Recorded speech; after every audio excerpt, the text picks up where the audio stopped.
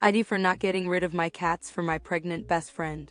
Edit. Thank you everyone for the suggestions and educational info. I did my best research as soon as I found out Kristy was pregnant, and it was a relief to see so many comments concurring. Secondly, I do thankfully have cameras in mostly all spaces in my home, including front and back entrances. I truly don't believe Kristy herself would ever harm or put my cat in danger, but I know crazier things have happened. So last, Kristy is staying at her Beth's tonight and we haven't spoken much on the situation in the little talk we had after her mom left. She was deeply apologetic and did tell me she doesn't mind the cats at all and doesn't feel unsafe. I will be talking to her again tomorrow night about not allowing her mom here given the way she spoke to me and about my animals, and coming up with a more airtight agreement in writing of her living situation here.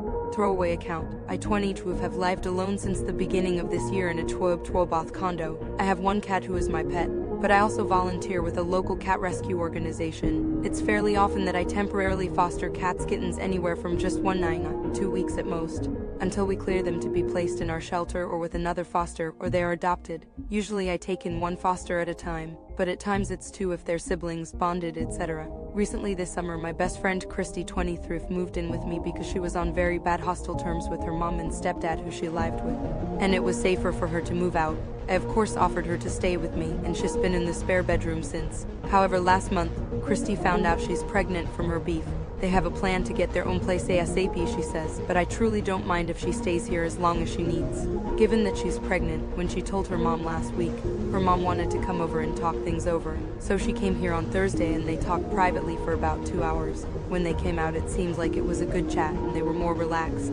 But her mom turned her attention towards me and said, if Kristy's going to be living here, you need to do something about the cats. Asked what she meant, and she mentioned toxoplasty, the litter boxes, number of cats here, etc., and started getting an attitude towards me and said you guys should have thought of this already. I let her know we did actually, and there's an extremely low to no risk of toxoplasty. I only have one cat my own in the main house, who doesn't go into Kristy's room. Kristy also has 0 obligations or responsibilities for my cats. I let her know that the minute she moved in. All litter boxes are cleaned minimum twice daily, then ours isn't even anywhere near Kristy. My cat's litter box is kept in the garage. She has a cat door, and any foster cats I have are kept in my master bathroom. It's a large bathroom and adapted to be safe for a temporary foster.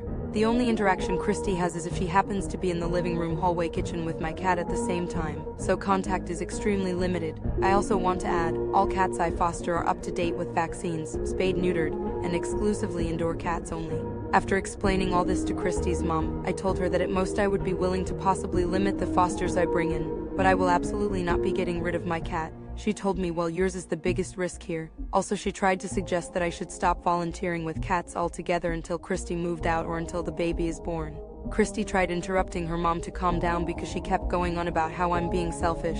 I'm not realizing that she's carrying another life now, not considering the risks, etc. But given their relationship, she was very on edge with her mom, which I understand. I love my best friend, but I will not be getting rid of my pet in my own home that was here before she was. I'm willing to adapt and limit fosters, but I genuinely do not think I'm risking anyone's health here and don't want to stop volunteering. AITA.